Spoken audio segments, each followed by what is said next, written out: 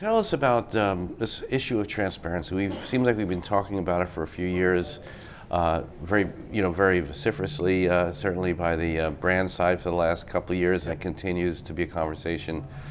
Why is it important now? Hasn't it been solved, and what are the areas that need to be addressed? I think it's always been important, and I think we've been talking about it almost since the advent of digital. I think it's more important now because of brand spend shifting to digital. So we're seeing brand advertisers be much more cognizant about where their ads run, and of course they should be.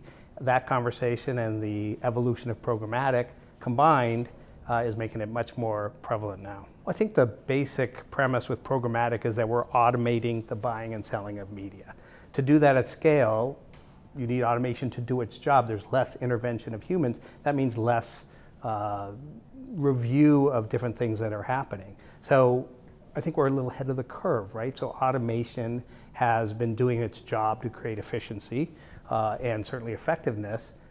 At the same time, it's also accelerated the pace of where ads might run or how people might be charging and things like this. So the need to be transparent and to speak to that openly is more important now than ever. You guys run a clean operation, but there are other parts that aren't clean. Where are the bad players, or where are the problems as you see them?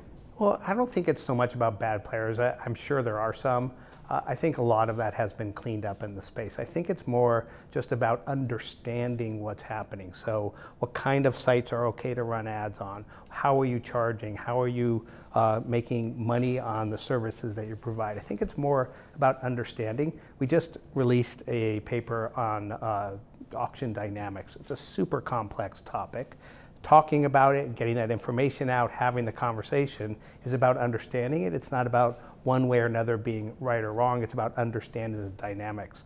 We launched an ad campaign earlier this year that is titled Let's Be Clear, and it's specifically designed to create conversation. So much is happening in the space, so many dynamics around pricing, supply path, auction dynamics that we have to have the conversations. And at PubMatic, one of the things we want to do is be very clear in those conversations, and hence, let's be clear. So we're publisher first. Everything we do is about providing value to the publishers, helping them realize the most that they can from their digital assets. And by having that publisher first focus and again, building technology and services to help the publisher, we have a unique perspective and unique value we can bring to the market. Well, one of the great things about DMEXCO is the type of people that attend. We see senior level people across the board, publishers, advertisers, even technology partners.